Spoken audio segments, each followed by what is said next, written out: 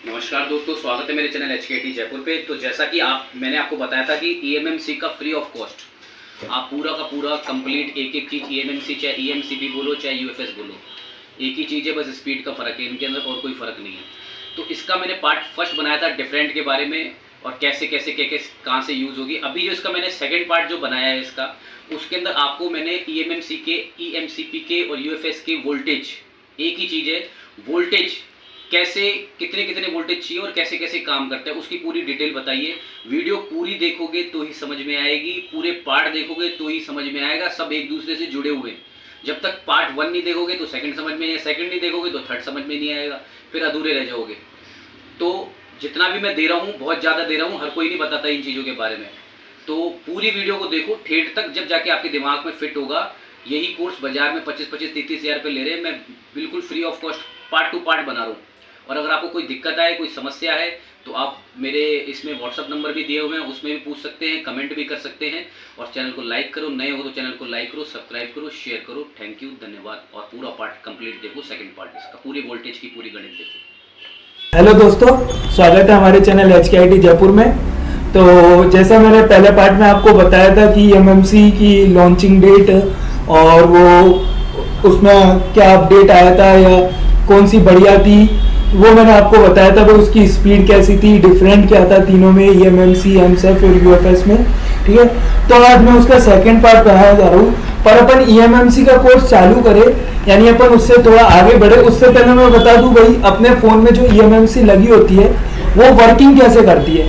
भाई अपना जो फ़ोन है वो पूरा वर्किंग कैसे करते हैं, उस वर्किंग के दौरान अपनी EMMC का क्या काम होता है जिसकी वजह से अपना सेट प्रॉपर पूरी तरह से ऑन होता है और वर्किंग करता है। तो उसके लिए अपन शुरू करते हैं। तो अपने फ़ोन में जो CPU IC होती है, सबसे मेन होती है अपनी CPU IC, वो क्या क्या कंट्रोल करती है जिसके थ्रू अपना सारा काम होता है। तो अपनी जो CPU IC होती है वो 3 चीज़ों को कंट्रोल करती है। वो कौन कौन सी चीज़ है वो मैं आपको बताता हूँ। जैसे CPU IC किन किन चीज़ों को कंट्रोल करती है। CPU IC कंट्रोल इन 3 आइटम। सबसे पहला जो अपनी CPU IC कंट्रोल करती है वो करती है EMMC को। अब आप चाहे EMMC बोल दो या EMCP बोल दो या UFS बोल दो, ठीक है, तीनों एक ही है, बस थोड़ा बहुत अपडेट होता हुआ है जो मैंने आपको फर्स्ट पार्ट में बताया भी था। तो जो अपनी EMMC IC है, एक तो उसको कंट्रोल करती है CPU IC। दूसरा जो CPU IC अपना कंट्रोल करती है वो करती है UEM IC।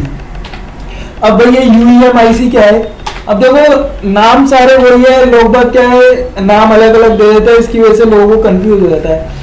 UEM यानी यूनिवर्सल एनर्जी मैनेजमेंट, एक प्रकार से आपकी पावर IC है। ये पावर IC का ही नाम है, यूनिवर्सल एनर्जी मैनेजमेंट, यानी UEM IC की फुल फॉर्म है ये। आप पावर IC बोल दो इसको, चाहे अपनी UEM IC बोल दो, दोनों एक ही IC है, बस पावर IC का नाम इन्होंने UEM IC कर दिया, यूनिवर्सल एनर्जी मैनेजमेंट। ठीक है, दूसरी पावर IC हो गई। तीसरी अपनी जो है वो होता है RF सेक्शन। RF सेक्शन होता है नेटवर्क सेक्शन। अब RF सेक्शन बोल दो या नेटवर्क सेक्शन बोल दो, RF की फुल फॉर्म होती है रेडियो फ्रीक्वेंसी सेक्शन, ठीक है, या फिर आप नेटवर्क सेक्शन बोल दो, बात एक ही है। तो अपना जो CPU IC होती है वो इन 3 चीजों को कंट्रोल करती है, EMMC, UEM IC यानी पावर IC, और तीसरा अपना नेटवर्क सेक्शन। ठीक है, 3 चीजों को कंट्रोल करती है। अब अपन बात करते हैं कि भाई फोन वर्किंग कैसे करता है, फोन काम कैसे करता है। तो वो मैं बताता हूँ आपको। जब आपका फोन ऑन होता है तो ऑन होने के लिए सबसे पहले अपन ऑन ऑफ स्विच जो होता है उसको प्रेस करते हैं। ऑन ऑफ स्विच को जब प्रेस करते हैं तो ये ऑन ऑफ स्विच जो आपका होता है वो पावर IC से जुड़ा हुआ होता है। ठीक है, तो जो पावर IC से जुड़ा होता है, तो जो सबसे पहले पावर आती है वो आती है आपके बैटरी कनेक्टर पे। ठीक है, जब भी आप बैटरी कनेक्ट करते हो तो सबसे पहले बैटरी कनेक्टर पे पावर आती है, और वो जो पावर जाती है बैटरी कनेक्टर से वो सीधे जाती है पावर सेक्शन में। ठीक है, तो पावर सेक्शन में वोल्टेज जाते हैं। जब जैसे आप बैटरी लगाते हो, बैटरी लगा के आप ऑन ऑफ स्विच दबाते हो, तो ऑन ऑफ स्विच दबा के सीधे जो वोल्टेज जाते हैं वो पावर सेक्शन में जाते हैं। अब वो पावर सेक्शन में वोल्टेज कितने जाते हैं, वो जाते हैं प्राइमरी वोल्टेज जो आपके बैटरी में होते हैं। अब बैटरी आपकी कितने वोल्टेज की होती है, वो आपकी होती है 370 से 420 के समथिंग, यानी आपकी बैटरी जो होती है 370 से 420 के समथिंग, वो वोल्टेज आपके सीधे पावर सेक्शन में जाते हैं। ठीक है, और जब जाके पावर ऑन बटन आप जैसे प्रेस करते हो, और तो पावर IC सबसे पहले सप्लाई बनाती है, यानी वोल्टेज गए, आपने बटन जैसे दबाया वोल्टेज गया, वोल्टेज जाने के बाद जब पावर आईसी ऑन होती है तो पावर आईसी ऑन होने के बाद सबसे पहला जो वोल्टेज बनाती है, सबसे पहले जो वोल्टेज बनाती है वो सबसे पहले वोल्टेज बनाती है सीपीयू आईसी को, ठीक है। सीपीयू आईसी को सप्लाई बनाती है, सीपीयू आईसी को सप्लाई को बनाती है, उसको अपन क्यों बनाती है वो मैं आपको बताता हूँ। उससे पहले बता दूँ, सीपीयू आईसी को वो सप्लाई बनाती है उसको बोलते हैं अपन या तो प्राइमरी वोल्टेज या कोर वोल्टेज, ठीक है। प्राइमरी वोल्टेज और कोर वोल्टेज पर सीपीयू कितने वोल्टेज देगा, ठीक है। वो वोल्टेज तो बनाती है, वोल्टेज तो बनाती है, पर सीपीयू की भी कुछ रिक्वायरमेंट होती है कि सीपीयू को कितने वोल्टेज की जरूरत होती है। भाई मर्जी के नहीं है कि भाई वो सीपीयू को कितने भी वोल्टेज चल जाएंगे, सीपीयू की भी एक खुद की एक तय सीमा होती है, यानी उसको इतने वोल्टेज की जरूरत होती है। तो वो जो सीपीयू की लिमिट होती है वो लिमिट होती है 0.8 से 1.8 वोल्टेज, यानी सीपीयू जो वोल्टेज इनपुट करता है, जो लिमिट रहता है, वो उसकी जो लिमिट होती है वो होती है 0.8 से 1.8 वोल्टेज तक, यानी ये सीपीयू की लिमिट होती है। सीपीयू जो इतने वोल्टेज लेता है, इतना वोल्टेज सीपीयू आईसी को पावर से मिलता है, यानी सीपीयू आईसी जो वोल्टेज लेती है वो पावर आईसी से इतना लेती है 0.8 से 1.8 वोल्टेज की समथिंग, ठीक है। ये लिमिट लेती है। उसके बाद जब जाके आपका फोन ऑन होता है, पर जब सीपीयू आईसी ईएमएमसी आईसी को सिग्नल देता है, यानी अब सेट आपका ऑन तो हो रहा है पर वो प्रॉपर ऑन कैसे होगा, वो तब होगा जब सीपीयू आईसी ईएमएमसी आईसी को सिग्नल देगी, यानी जब तक भाई आपने पावर ने काम कर लिया, सीपीयू ने काम कर लिया, अब इन दोनों के बाद जब तक ईएमएमसी आईसी आपकी वर्किंग नहीं करेगी तब तक आपका सेट ऑन कैसे होगा। तो अब ईएमएमसी आईसी को जो सिग्नल मिलता है वो सीपीयू से मिलता है, वो सिग्नल कितना मिलता है। अब जैसे सीपीयू आईसी से ईएमएमसी को सिग्नल मिलता है तो ईएमएमसी का ऑपरेटिंग सिस्टम चालू होता है, यानी फोन का ऑपरेटिंग सिस्टम चालू होता है। तो वो जब चालू होगा जब जाके फोन ऑन होगा, नहीं तो आपका फोन ऑन नहीं होगा। लेकिन वो जो वोल्टेज जो मिलता है, सिग्नल जो मिलता है, सिग्नल सीपीयू से मिल गया, उसके बाद पावर आईसी ईएमएमसी को चलाने के लिए जो वोल्टेज देती है वो कितना देती है। जब तक वो वोल्टेज नहीं देगी तब तक काम नहीं होगा। तो अपनी जो ईएमएमसी है उसको 3 प्रकार के वोल्टेज मिलते हैं, 3 टाइप्स वोल्टेज मिलते हैं अपनी पावर इसको ईएमएमसी को। वो कौन कौन से मिलते हैं वो मैं आपको बताता हूँ, ठीक है। EMMC single input voltage 3 types, ठीक है। तो सबसे पहला आता है जिसका नाम है वीसीसी। सबसे पहला वोल्टेज जो जाता है वीसीसी, जो जाता है 3.3 वोल्टेज, वीसीसी जो जाता है 3.3 वोल्टेज, ठीक है। उसके बाद सेकंड नंबर जो जाता है वो जाता है वीसीसी1। वीसीसी1 जो आ जाता है वो जाता है 2.8 वोल्टेज, ठीक है। उसके बाद जो थर्ड वोल्टेज जाता है वो आपका जाता है वीसीसी क्यू, वो जाता है आपका 1.8 वोल्टेज। ये 3 सिग्नल अपने ईएमएमसी को मिलते हैं जब जाके अपनी ईएमएमसी ऑन होगा, यानी जब तक ये 3 वोल्टेज ईएमएमसी को नहीं मिलेंगे ईएमएमसी आपकी ऑन नहीं होगी और सेट ऑन नहीं होगा, यानी सेट बूट पर नहीं जाएगा, सेट प्रॉपर ऑन नहीं होगा। इस कंडीशन में भी मोबाइल लोगो पर अटकेगा, यानी इस कंडीशन में भी सेट प्रॉपर ऑन नहीं होता, आपका लोगो पे अटक जाएगा। पर जब ये प्रोसेस कंप्लीट होगा तब सेट लोगो पर अटकेगा, या फिर फोन यहाँ भी फोन ऑन करने के लिए ऑन ऑफ स्विच पे 1.8 आने चाहिए, यानी ये वोल्टेज तो ईएमएमसी को मिल गया, इससे सेट ऑन भी हो गया, पर अभी भी सेट आपका कहाँ अटकेगा, लोगो पे अटकेगा। लोगो पे अटकेगा तो इस लोगो से आगे ले जाने के लिए ऑन ऑफ स्विच को भी वोल्टेज चाहिए। अब ऑन ऑफ स्विच पे कितने वोल्टेज आने चाहिए, ऑन ऑफ स्विच पे आपके वोल्टेज आने चाहिए 1.8 वोल्टेज। अगर 1.8 वोल्टेज नहीं आएंगे तो ऑन ऑफ स्विच काम नहीं करेगा, और ऑन ऑफ स्विच काम नहीं करेगा तो सेट ऑन नहीं होगा। यानी फोन ऑन करने के लिए सभी वोल्टेजों का सीक्वेंस अपने पास होना चाहिए, या ये प्रोसेस पूरा कंप्लीट होना चाहिए। जब तक ये प्रोसेस कंप्लीट नहीं होगा जब तक आपका सेट पूरी तरह से ऑन नहीं होगा, ठीक है। यानी ये सारे वोल्टेज की अपने को रिक्वायरमेंट रहती है अपने फोन को, जब जाके अपना सेट प्रॉपर पूरी तरह से ऑन होता है, ठीक है। अब ऑन हो गया, ठीक है, फोन ऑन हो गया। अब उसके बाद अपने जो फोन में आरएफ सेक्शन होता है, यानी जिसको बोलते हैं, उससे पहले मैं आपको बताऊं अपनी जो ये CPU IC, eMMC IC, power IC, ये कहाँ होती है फोन में। तो फोन में आप जब भी फोन मदरबोर्ड उठाओगे तो आपको एक स्टील शील्ड दिखेगी आपके फोन में। उस स्टील शील्ड को जब हटाओगे तो उस स्टील शील्ड के नीचे आपको तीनों आईसी मिलेगी, एक तो पावर आईसी, एक सीपीयू आईसी और एक ईएमएमसी आईसी। ये तीनों आईसी आपको उस शील्ड के नीचे मिलेगी, ठीक है ना।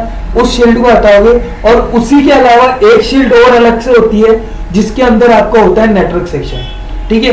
जो दोनों अलग अलग सेक्शन होते हैं, ये सीपीयू ईएमएमसी पावर के लिए अलग एक सेक्शन होता है और नेटवर्क सेक्शन प्रॉपर एक अलग खुद का अलग से एक सेक्शन होता है, ठीक है।